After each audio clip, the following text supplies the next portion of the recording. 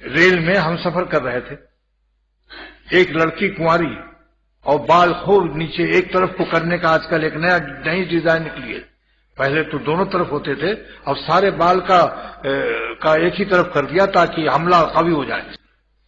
بس فوراً میں نے ادھر پیچ کر لیا اور میں نے اپنی آنکھوں کو کھیتوں کی طرف کر لیا، ریل جدھر گزرتی ہے کھیتوں کی طرف، زمین درخت۔ تو میرے ایک دوست تھے، انہوں نے کہا شاباشی دی مجھ کو کہ یہ بہت عمدہ ترکیب سکھا دیا، کیونکہ بار بار نظر بچانا مشکل ہے، کیوں غم اٹھائیں جب اللہ تعالیٰ نے غم سے نجات کا راستہ دے دیا۔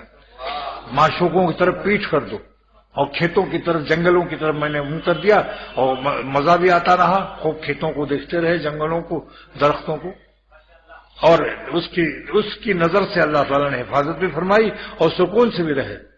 اور جو چوری چھپے نظر ڈال رہے تھے ان کو بے چین پایا میں نے، ان کے چین اتر گئے۔ سائیکل کی چین جب اتر جاتی ہے تو سائیکل چلتی نہیں ہے، راستہ بھی کھوٹا ہو گیا، اللہ کا راستہ کھوٹا ہو گیا۔ تو اللہ تعالیٰ کا شکر ادا کرتا ہوں، یہ کس نے سکھایا؟